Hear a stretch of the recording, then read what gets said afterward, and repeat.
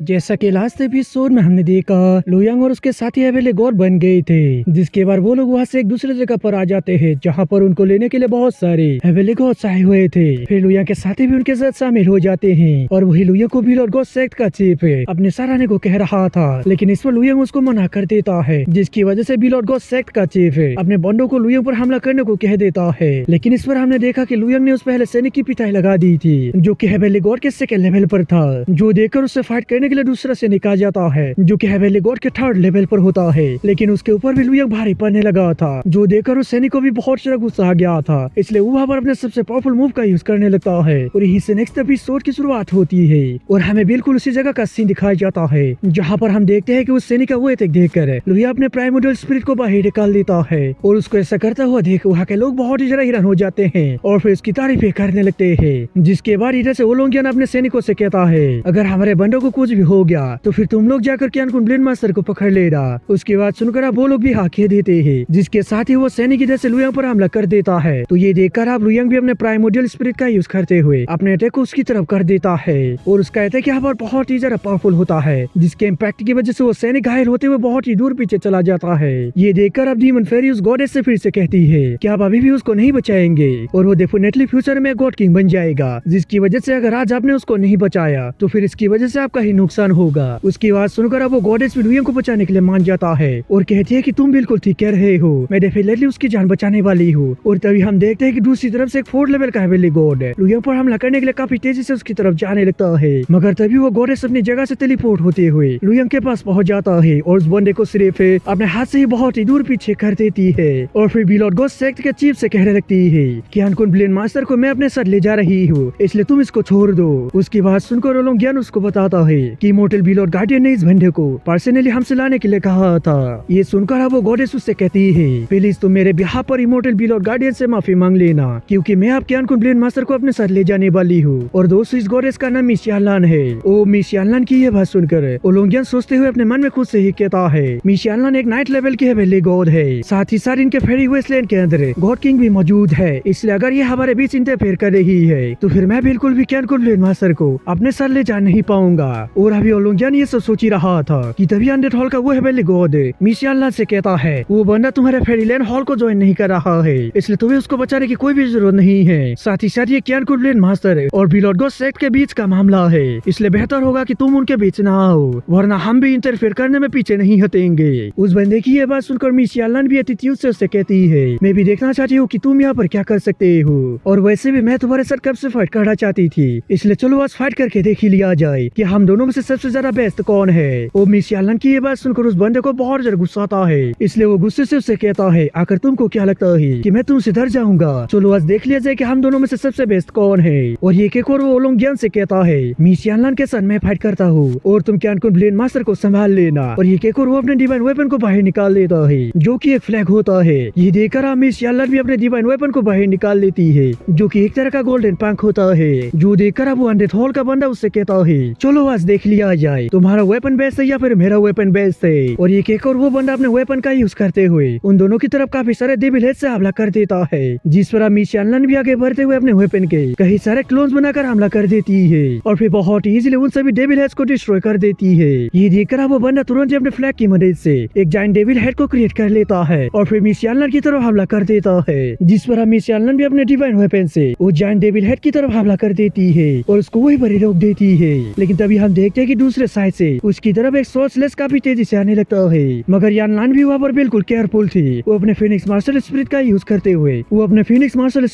करते हुए उस अटैक को तुरंत ही वहीं पे डिस्ट्रॉय कर देती है और फिर काफी गुस्से से ट्रू डेविल हॉल के हवेली गॉड से कहती है, गाओयान तुम नाइट लेवल का हवेली गॉड हो, लेकिन फिर भी तुम उस पर सैनिक अटैक कर रहे हो, ये तो सच में बहुत ज्यादा शर्म की बात है। मिस यानलान की ये बात सुनकर गाओयान उससे कहता है, मैं हरगिज इस बंदे को तुम्हारे साथ जाने नहीं दूंगा। और ये केको लुयांग से कहता है, लड़की अगर तुम मेरे ट्रू डेविल हॉल को ज्वाइन कर लोगे तो फिर मैं तुम्हें यहाँ से सेफली ले जाऊंगा। उसकी ये बात सुनकर मिस यानलान लुयांग से कहती है, अगर वो सच में तुम्हारी जान बचाना चाहता तो फिर वो कभी भी मुझ पर सैनिक अटैक नहीं करता, इसलिए तुम उसके इन हरकतों को देखकर ये पता लगा सकते हो कि उसका असली मकसद क्या होगा। मिस यानलान की ये बात सुनकर लुयांग उससे कहता है, आप बिल्कुल ठीक कह रहे हैं, मैं ऐसे गिरे हुए बंदे के साथ बिल्कुल भी नहीं जाऊंगा। लुयांग की ये बात सुनकर गाओयान उससे कहता है, क्योंकि तुम बहुत एरोगेंट हो, इसलिए अब तुम बिल्कुल भी फेरी वेस्टलैंड हॉल में जा नहीं पाओगे, तुम्हें मेरे साथ भी लॉर्ड गॉड सेक्ट बेचारा पड़ेगा। और ये केक और वो भी अपने वेपन को बाहर निकालते हुए उस मैदान में कूद जाता है, यानी कि वो अपने वेपन से उन लोगों के वेपन के ऊपर हमला कर देता है, जिसकी वजह से वहाँ पर अब उन तीनों के वेपन के बीच फाइट होने लगती है।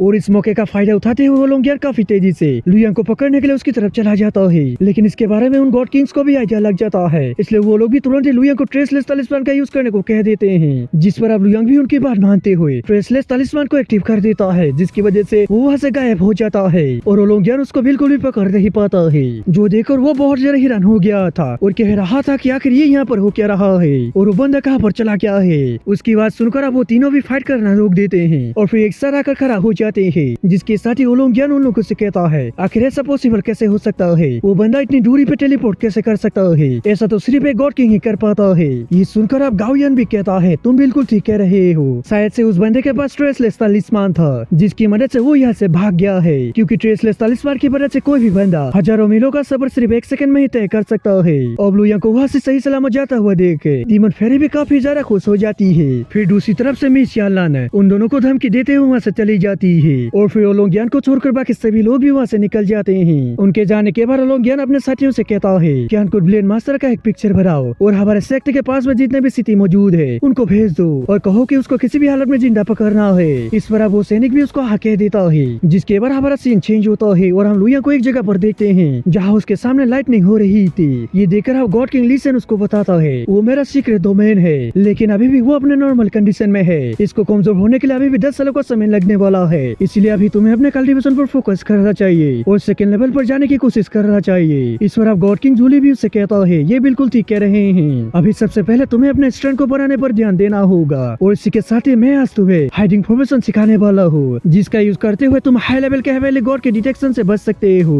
उसकी बात सुनकर अब लुयांग भी उसको हाँ कह देता है और फिर पास के ही एक गुफा पे आ जाता है, जहाँ पर अब गॉड किंग जूली उसको फॉर्मेशन लगाने का तरीका बता देता है, जो सुनकर लुयांग भी बिल्कुल उसी तरह से करने लगता है और फिर वहाँ पर एक फॉर्मेशन लगा देता है, जिसके बाद वो खुद से ही कहता है ओ मैं यहाँ पर फेरी डिवाइन याम का यूज करते हुए कल्टीवेशन करूंगा और फिर हवेली गॉड के सेकंड लेवल पर आ जाऊंगा। और ये कहकर वो कल्टीवेशन करने के लिए उस गुफा के अंदर चला जाता है, जिसके बाद फिर वहाँ से इसी तरह से समय गुजरने लगता है और फिर हमें 20 साल बाद का सीन दिखाया जाता है, जहाँ पर फाइनली लुयांग अपना कल्टीवेशन कंप्लीट करके बाहर आ जाता है और वो कहता है कि इतने सालों का समय बीत गया है और मैंने सेकंड लेवल को भी अचीव कर लिया है, लेकिन मेरे पास अभी एक भी मैजिकल पेल से और डिवाइन सोर्स नहीं है, जिसकी वजह से मैं आगे की कल्टीवेशन को नहीं कर सकता हूँ। इसलिए मुझे लगता है कि यहाँ पर मुझे अपना प्रैक्टिस ही कर लेना चाहिए। और ये केक और वो वहाँ पर यूनाइटेड स्प्लिटिंग आर्ट का यूज करते हुए अपने प्राइमोर्डियल स्पिरिट को बाहर निकाल लेता है और फिर उसको भी एक स्वॉर्ड दे देता है, जिसके साथ ही फिर लुयांग यंग स्वॉर्ड फॉर्मेशन की प्रैक्टिस करने लगता है, जहाँ वो थोड़ी देर प्रैक्टिस करने के बाद फाइनली उस फॉर्मेशन को मास्टर कर लेता है और बहुत ही ज्यादा खुश हो जाता है।